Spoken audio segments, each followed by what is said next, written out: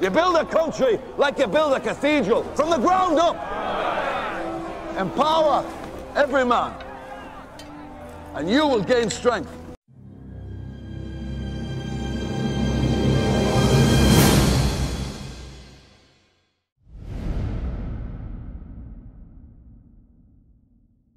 Hey folks, what's up? My name is Sir Medieval, and today we'll be bringing you news about Chronicles of Elyria. The team of Soulbound Studios has been working very hard with preparing the game for pre-alpha, and now it seems that over the past few months they are winding up the game to charge it through the gates and straight into the testing phases. Artificial intelligence has always been an important aspect of Chronicles, a thought of what you could do alongside or to the entities of the world, the possibilities of what could happen by their behavior alone.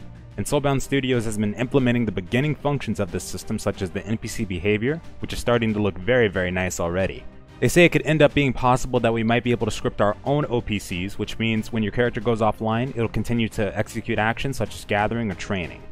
There were also several other things that were being worked on, such as crafting stations, which also had a blacksmithing demo showcased, the narrative that has to do with creating families. Currently, they stated they originally focused on creating wards, but now began working on character creation utilizing the family narrative system.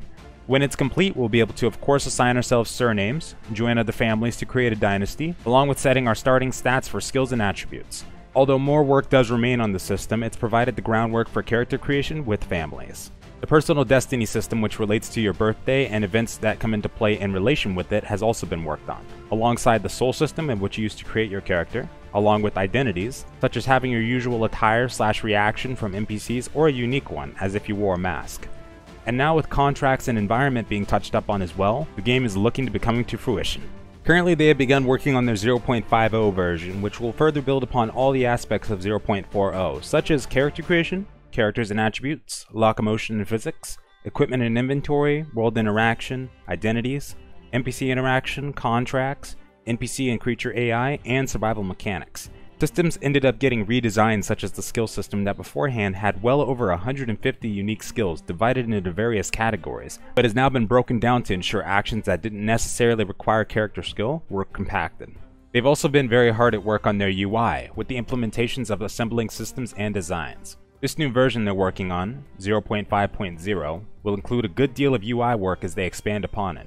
Originally, if I recall, Elyria was planned to be the testing ground for the new UI, to test certain functionalities like opening menus, chatting with the public, etc. Now they seem to be transitioning away from the web-based Elyria client to bring that to an Unreal 4-based pre-Elyria client, forged in-house, which means that they can get away from the web-based UI technologies to UMG, the Unreal Engine's native UI framework. Also means it'll come with some re-implementation, but in the long run being able to use UMG should give them some more power over having all their UI being HTML/CSS driven, essentially making for a smoother/better UI experience overall. Along with that, the version of 0.5.0 is going to be creating more of the world for players to explore during the pre-alpha phase. They've chosen 3 biomes as the first to let players explore during testing, as shown in these screenshots. Keep in mind though, there will be close to 28 biomes in all when the final product arrives. That'll be a lot of space for us to build and explore. Pertaining to this will be the world generation, something they've been working on continuously for a great deal of time. In the release of 0.50, Soulbound Studios will be finishing a significant portion of procedural world building mechanics in preparation for the launch of map voting, which consists of everyone pledged to Chronicles of Elyria, from kings to mayors coming in and deciding where their slice of land will be. Kings would obviously go first, then dukes and duchesses, counts and countesses, and finally mayors and barons.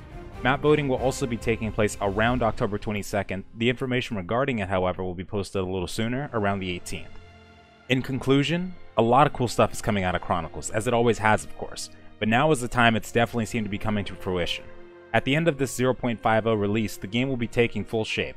Everything mentioned in 0.40 will be manufactured, assembled, and snapped into place, along with the game finally being playable. When that happens, it'll be something truly special. Thank you all so much for joining me for this news update. I cannot wait to jump in game with my kingdom and start building a life in this medieval playground. As long as it takes, we can only hope that it will work out and Soulbound Studios has a fun time doing it. Have a wonderful night or day, folks. Farewell.